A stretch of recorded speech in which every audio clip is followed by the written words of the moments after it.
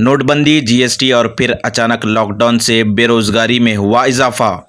Economic freedom movement के national convener Arshad Hussain का बयान। शहर हैदराबाद से ताल्लुक़ रखने वाले अरशद हुसैन, जो गुज़िस्ता 4 सालों से इकोनॉमिक फ्रीडम मूवमेंट से मुहिम चला रहे हैं और इसके नेशनल कन्वीनर भी है, इन्होंने कहा कि लॉकडाउन से बेरोज़गारी में इजाफा हो चुका है। इसकी रास्त ज़िम्मेदार रियासती व मरकज़ी हुकूमतें हैं। द हैदराबाद एक्सप्रेस के नुमाइंदे अब्दुल क़दीर तहसीन से ख़ास बातचीत करते हुए बताया। नाजरीन, आइए देखते हुए सुनते हैं। कोविड-19 के बाद में इस वक्त इंडिया में हमारा जो इकोनॉमिकल सिस्टम है पूरा डैमेज हो गया है और कोविड-19 के बाद में जो लॉकडाउन हुआ आपका मार्च के महीने से लेके अब तक हमारी इकनॉमी पूरी तरीके से डैमेज हो गई है। हालांकि गुज़िस्ता नोटबंदी के बाद में मुसलसिल हमारी इकनॉमी में गिरावट आ रही थी और बेरोज़गारी में इजाफा हो रहा था, लेकिन लॉकडाउन के बाद में इस वक्त तकरीबन 15 से 20 करोड़ जॉब्स यहाँ पर ख़त्म हो चुके हैं। यानी कि इतनी बड़ी बेरोज़गारी ये इंडिया की हिस्ट्री में फ़र्स्ट टाइम हुआ कि जो लोग अच्छे खासे खाते पीते कमाने वाले, रोज़गार पे लगने वाले लोग अचानक बेरोज़गार हो गए और ये लॉकडाउन की वजह से ये लोग रोड पर आ गए। इसमें बहुत बड़ी तादाद इसके अंदर टीचर्स की है और इससे हट के वाइट कॉलर जॉब्स जो कर रहे थे वो लोग हैं। हाँ, सेल्स टीम जो होती है मार्केटिंग में या रिटेल जो सेल होता है, जैसे सेल्स बॉयज़ हैं, सेल्स गर्ल्स हैं या सेल्स मैनेजर्स हैं या काउंटर पर जो सेल करते हैं रिटेल मार्केट में, वो लोग जॉबलेस हो गए। हज़ारों लाखों करोड़ों मज़दूर शहरों में जो आ गए थे वो लोग अपने अपने वतनों को वापस चले गए। कंस्ट्रक्शन इंडस्ट्री जाम हो गई, एजुकेशनल इंडस्ट्री जाम हो गई। कोई सब्जेक्ट ऐसा नहीं रहा कि जो नहीं है, बल्कि टूरिज़्म इंडस्ट्री जाम हो गई। हमारे पास में टूरिज़्म इंडस्ट्री बहुत बड़ा सेक्टर था जो एम्प्लॉयमेंट दे रहा था। तो अब एक मानो में इकनॉमी फिर से री-इस्टेब्लिश्ड होने जा रही है।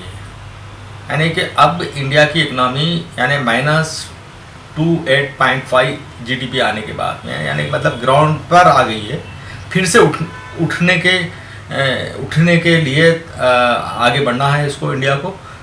ऐसे में हमारा नौजवान तबका, यंग जनरेशन और हमारे बुजुर्ग, हमारे बाहर से आए हुए NRIs, ये लोग सब री-इस्टेब्लिश होने में, अब यहाँ क्या है, ओपन कंपटीशन है। यहाँ अब कोई छोटा बड़ा नहीं है। करोड़पति भी रोड पे आ गया, लखपति भी रोड पे आ गया, जो पहले से रोड पे था उन तो रोड पे तो है ही। तो अब रीइस्टैब्लिश होना है। जिनके पास टैलेंट है, जिनके पास स्किल्ड हैं, वो लोग फिर से इस्टेब्लिश हो सकते हैं। जब समाज फाइनेंशियली साउंड नहीं होगा, यानी आप जीने का मसला आ गया है यहाँ पर। वोट देना, पॉलिटिक्स खेलना सेकंड बात है। आप ज़िंदा रहेंगे तो कुछ भी कर सकते हैं। पहले यहाँ नॉर्मल लाइफ गुजारने के लिए बहुत ज़रूरी हो गया है। तो इस मैटर में अभी जो हुआ, गवर्नमेंट जो स्टेट गवर्नमेंट्स हैं या सेंट्रल गवर्नमेंट्स हैं, वो भी उनकी रेवेन्यू ख़त्म हो गया, उनके ख़जाने ख़त्म हो गए, जिसकी वजह से अभी किसान बिल पेश हुआ। किसान बिल, असल government of India 10 lakh crore से ज़्यादा का अनाज किसानों से ख़रीदती थी। वो अनाज को किसानों से नहीं ख़रीद सकती क्योंकि उसके पास पैसा नहीं है।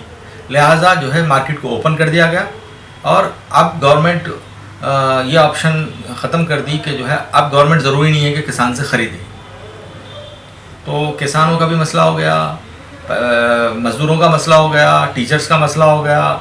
यानी कि कोई सेक्टर ऐसा नहीं है जहाँ पर एम्प्लॉयमेंट ख़त्म हो गया। ऐसा कोई सेक्टर नहीं है, हर जगह एम्प्लॉयमेंट ख़त्म हो गया, हर जगह बेरोज़गारी है, अफरा तफरी का माहौल है। ऐसे में हमको फिर से ऑर्गेनाइज होने की ज़रूरत है और ऐसे में हम अभी भी इंटरनेशनल लेवल पर इंडिया की जो टैलेंट है या इंडिया के प्रोडक्ट्स हैं या इंडिया के गुड्स हैं, बहुत ही अच्छी नज़रों से देखे जाते हैं। इंडिया के प्रोडक्ट्स का बहुत डिमांड है, इंडिया की सर्विसेज का डिमांड है।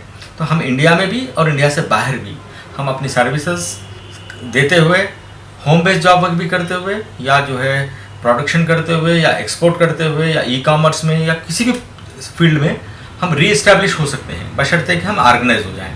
तो इसके लिए हम लोग इकोनॉमिक फ्रीडम मूवमेंट के नाम से एक मूवमेंट भी शुरू करे हैं कि उनको गाइड कर सकें, प्रॉपर चैनल पे हम जो है अनएम्प्लॉयमेंट यूथ को ऑर्गेनाइज कर सकें। इसके लिए हम लोग कोशिश कर रहे हैं। इंशाल्लाह जो है कुछ ही दिनों में हम लोग मुख्तलिफ मल्टीनेशनल कंपनियों के कोलैबोरेशन के साथ में और खुद इंडिया में भी हम फ्रीलांस जॉब वर्क बहुत बढ़ गया है अभी। अब वर्क फ्रॉम होम का कॉन्सेप्ट है। अब कोई बड़े बड़े ऑफिसों में, बड़े बड़े दफ्तरों में जाके काम करना नहीं रहता। आप जहाँ भी हो, अपने मोबाइल से काम करो, अपने कंप्यूटर से काम करो और पर आवर के हिसाब से आप डॉलर्स में चार्ज करो। तो वर्क फ्रॉम होम कॉन्सेप्ट आ जाने के बाद में अमेरिका, कनाडा, ऑस्ट्रेलिया, यूरोप का जो सर्विस लेने वाला जो कंपनीज़ हैं, अब वो लोग सैलरी बेस्ड एम्प्लॉयमेंट के बजाय वो लोग कॉन्ट्रैक्ट बेसिस पे पर आवर जॉब दे रहे हैं। और आपको हैदराबाद में बैठ के, कंप्यूटर पे बैठ के, आपके घर में बैठ के आपको काम करना है, उसके बदले में आपको डॉलर्स मिल रहे हैं। तो इस तरह का कॉन्सेप्ट आ गया है। तो हमारे पास टैलेंट है, तो टैलेंट को यूज़ करना चाहिए हमारे नौजवान, और अनएम्प्लॉयमेंट को दूर कर सकते हैं। हम लोग प्रॉपर गाइडेंस के लिए हम लोग मूवमेंट शुरू कर रहे हैं, इकोनॉमिक फ्रीडम मूवमेंट। और पूरे तेलंगाना, पूरे साउथ इंडिया में फिल वक्त हमारे तकरीबन 4-5 स्टेट्स में हम लोग काम करने की, हमारे सर्कल, हमारा जो नेटवर्क है उसको हम ऑर्गेनाइज करने की कोशिश कर रहे हैं।